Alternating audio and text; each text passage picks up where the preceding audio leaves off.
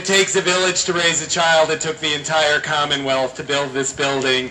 And when I need help from the Commonwealth, there's one person I always go to first, and that is Representative Liz Malia, who's also my representative in Jamaica Plain, as well as this district here in Roxbury. She has been the leader at the State House around our substance addiction budget.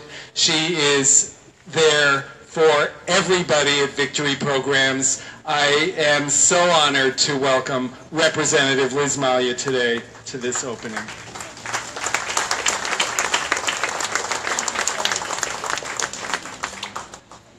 This is going to go in a very special place. This is the real. This is the real deal.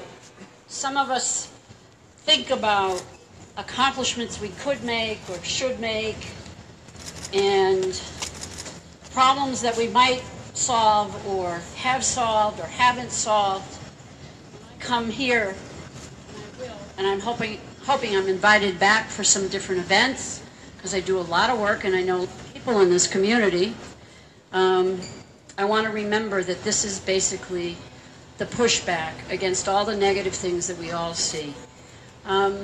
If you think back, you know, each of us who's spoken a little bit about the part of the addiction journey.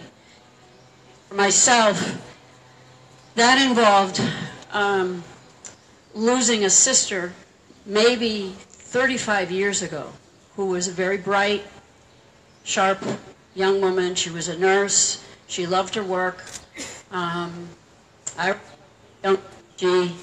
But I also had my issues with drugs and alcohol, and I didn't understand what happened. She committed suicide, and I couldn't for the longest time get a handle on what that was.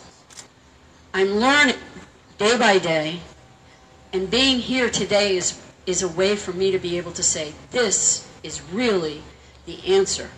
And if only those of us who've lost family members ahead of time had been open to or had available to us the gift of recovery and of the support services that recovery brings to it.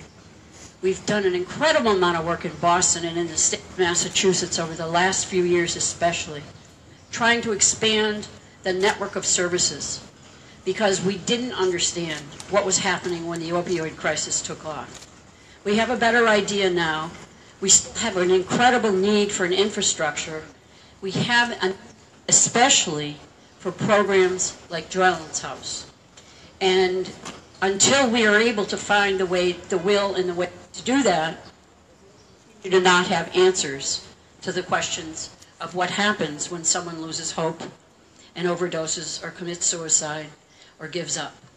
We need to do that. We need to continue to strive to do that. And the people who are all out here today, the women who are part of this program, are, in my mind, the real linchpin for all of us to stay connected to, because you are the ones who are helping to build an incredible system that needed state money, city money.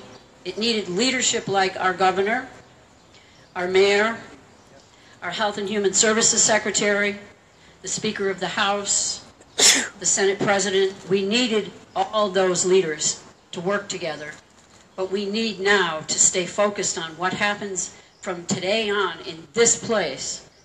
Has to happen everywhere in the state of Massachusetts. It has to be accessible to people. It has to be accessible. Your family members, you need to know you can never wear out your welcome in recovery. There is no such thing. There's always tomorrow, and there's always another 24 hours to keep it together. And we have to do it for each other as much as doing it for ourselves. And if we understand that and hold on to it, we won't lose sight of what we're doing. My hope also is that at this point in time, a lot of us will begin to understand, because of the work that Jonathan Scott and Victory Programs has done and other programs like that, there isn't a particular point where substance use stops and mental illness and our mental health questions pick up. They are all, I believe, part of the same problem. And when the Secretary of Health and Human Services, when Mary Lou Sutter said, we have to find a way to bring both systems together, because we really haven't done a good job up until fairly recently. We have to understand that mental health and recovery are part of the same solution. And I'm hoping this year, during the budget process, in the House and the Senate, and with the governor's help, we're going to continue to keep building the supports that are necessary to bring about the miracle that is here today. And I'm so grateful it's here in my district. And I'm very grateful to the community people who opened their hearts and welcomed it. Then just one last word. Finally, to the women and their families on this journey, you are courageous, strong, and beautiful. I can tell you from personal experience, for a while it may feel absolutely dreadful, and it may take a couple of go-arounds, but keep at it. It works if you work it, and you're our hope for the future. Thank you.